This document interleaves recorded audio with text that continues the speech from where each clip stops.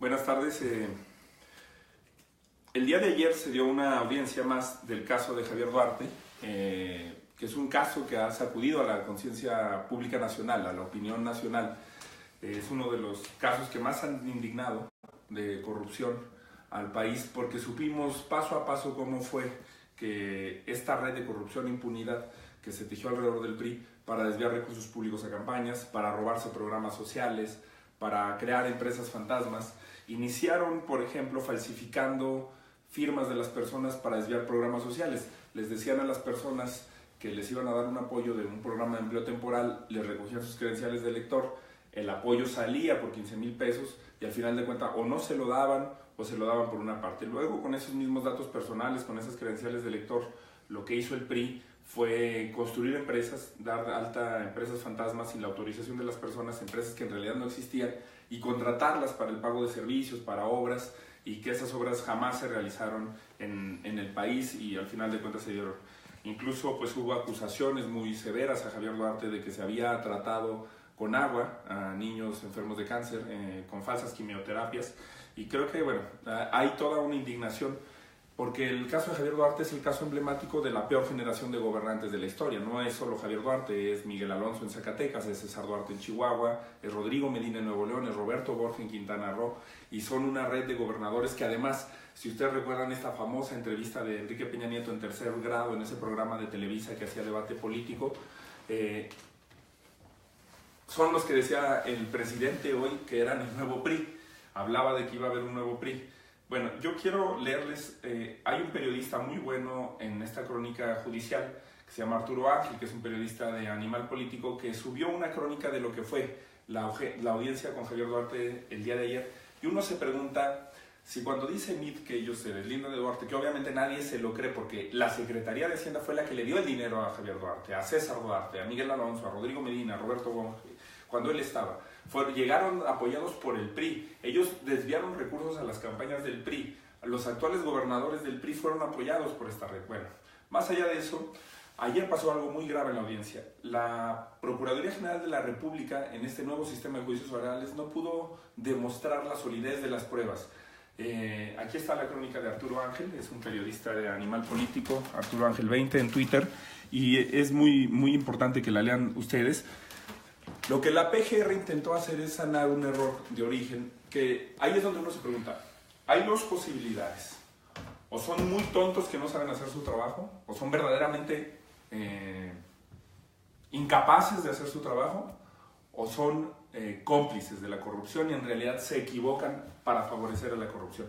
Porque los datos bancarios que la Procuraduría General de la República está queriendo utilizar para acreditar que Javier Duarte desvió recursos públicos, es decir, lo que se conoce como la ruta del dinero, cómo siguió el dinero que se desvió desde el gobierno de Veracruz a cuentas bancarias personales de Javier Duarte y de prestanombres, la PGR los obtuvo de manera ilegal. Lo que quiso hacer es justificar en la audiencia, un poco pedir permiso en la audiencia para que le dejaran acceder a esos datos. Lo que le dice la defensa de Javier Duarte a la PGR es: de esos datos ya están en el expediente, ya los obtuviste de manera ilegal y lo que estás queriendo hacer es justificarte. El juez regañó varias veces a la Procuraduría General de la República, ya había pasado en la primera audiencia, ustedes pueden ver las crónicas de Arturo Ángel. Y bueno, ¿qué pasa? Pues no tenemos ni siquiera un Procurador General de la República, el presidente no ha mandado su propuesta.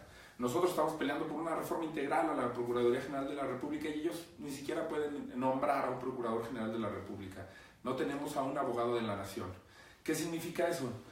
Imagínense que un Estado, que un gobierno... Sí, yo no me imagino una gran empresa, una empresa como la que ustedes quieran, Bimbo, o una internacional Facebook, o una internacional Ford, que se diera el lujo de no tener abogado por un par de meses, por 3 meses. Son empresas que enfrentan muchos juicios. Bueno, nadie enfrenta más juicios que un Estado.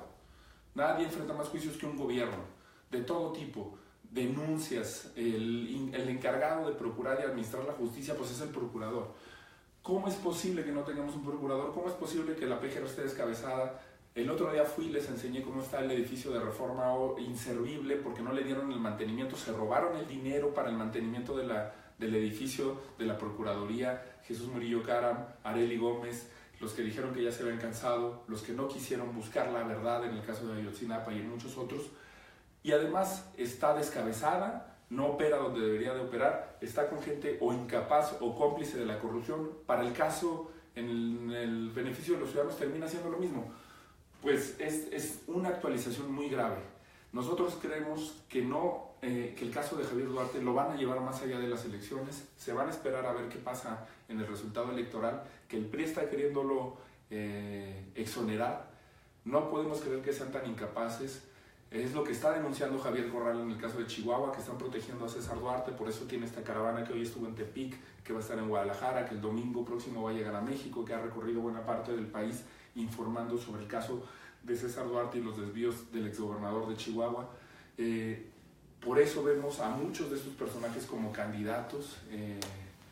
Por eso no quisieron que le quitáramos el fuero a Tarek Abdalá, el tesorero de Duarte, que hoy sigue siendo diputado federal del PRI. El tesorero de Duarte hoy es diputado federal del PRI. ¿Cómo nos pueden decir que es un asunto del que se deslindan?